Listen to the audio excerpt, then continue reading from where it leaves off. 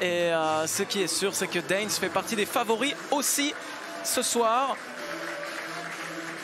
Vous les voyez s'afficher. Un seul changement par rapport au match contre le Lierse pour Danes.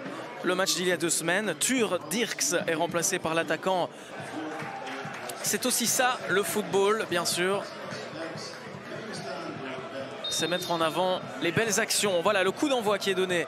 Et la balle dans l'avantage les RSCA Futures à Bruxelles. Victoire 1-2. C'est pas mauvais du tout. Cette passe, le contrôle est moins bon. Encore que, est-ce qu'il n'y a pas un penalty? Il y a un coup de sifflet de l'arbitre et le carton se lève. Est-ce que ce serait pour... qui défend les filets de la RAL et qui a commis l'erreur sur ce penalty. La balle qui part et c'est dedans.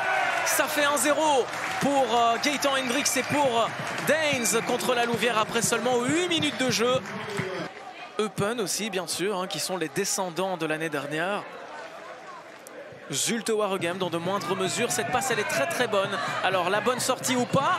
Oh, l'intervention, elle était limite aussi. Marcos Paeno aimanté, on lui posera la question en interview parce que là, ça devient assez fascinant. La frappe est bonne. Oh, ce dégagement est pas bon du tout. Et l'égalisation, la voilà. Mohamed Belkeir qui a très très bien suivi cette bourde, on peut le dire, de Nacho Miras. Il y a des grands profils évidemment dans la surface. Lennart Mertens, c'est 1m88 par exemple. La tête et ça passe juste au-dessus. Belle claquette, il fallait veiller au grain. Ce sera un nouveau corner, cette fois de l'autre côté. 45 minutes prometteuses dans ce premier acte de ce match entre Danes. Alors, gros duel de la tête, bagarre du milieu de terrain. Attention, ça peut profiter à Danes. La frappe, c'est dans les gants de Marcos Paeno. Ça transite par Bon Giovanni. Le centre dans la surface, c'est coupé par l'Ukrainien Prichinenko. Oh, la frappe, l'arrêt, juste derrière Liongola. Ça traîne encore, ça va finir par rentrer, ça. On laisse beaucoup trop de liberté à la RAL. Van Lanscoot maintenant. Le centre. Oh, ça traîne dans la surface, la frappe. Oh, ça passe juste à côté. Oh, il va s'en vouloir là. Parce qu'il y avait vraiment l'opportunité de faire but sur le terrain. Ça explique aussi cette petite faiblesse. La frappe ici. Oh, ça passe juste à côté. Bien tenté de la part de Van Steenkist. Nouveau corner, le bras qui se lève, la balle qui part. C'est toujours des ballons assez intéressants, assez dangereux à l'image de cette tête. C'était le défenseur ukrainien. C'est donné. Oh, la tête, ça passe juste au-dessus cette balle. Bien reprise.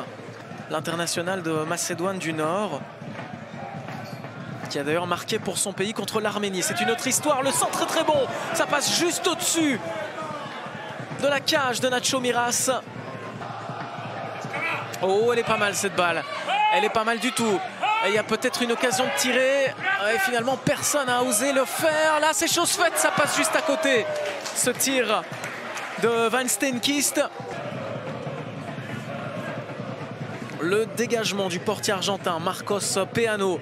120 secondes pour trouver la faille.